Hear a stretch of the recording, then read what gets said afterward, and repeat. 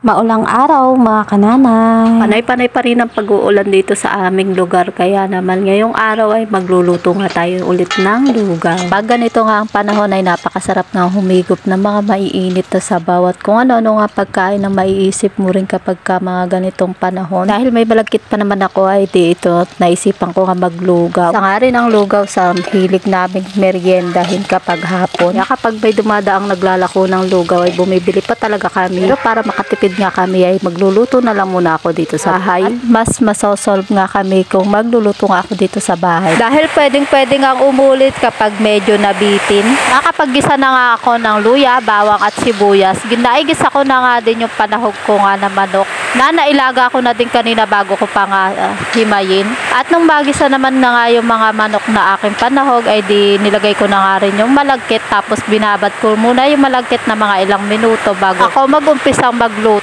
At pasensya na din kayo mga kananay sa ingay nga dahil kasalukuyan nga umuulan habang nagbo-voice over nga ako. At dahil wala nga makakapigil sa akin kahit pa nga umuulan ay di diretso ang laban mga kananay at diretso ang pag-i-edit at magbo-voice over. Ayun na nga nung nahalo-halo ko na nga yung mga nabubulol pa.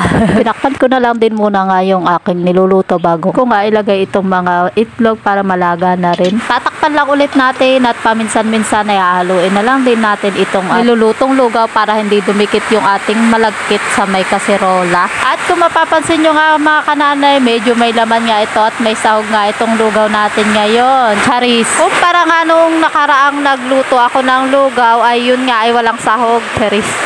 Pero biro mga kananay, okay lang naman kung walang sahog, basta ang mahalaga ay may kasangkap nga yun ng pagmamahal.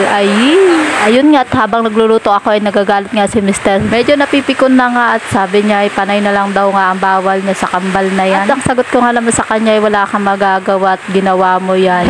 At nung nagluluto nga ako ay sumikat pa nga ang araw. Di rin talaga maganda ang panahon nga ngayon dito sa amin. Mamaya ay aaraw tapos mamaya mo'y uulan na naman. Kaya ang edi, ang inilabas mo nga sinampay, hindi pa man natutuyo, ay papasok mo na naman. Baka gusto mo lang makapatuyo ng mga nilabhan, napagod ka na lang sa pagpasok at paglabas nga ng damit. Naglagay na nga pala ako ng mga pampalasang at chicken cube at syempre ang seasoning.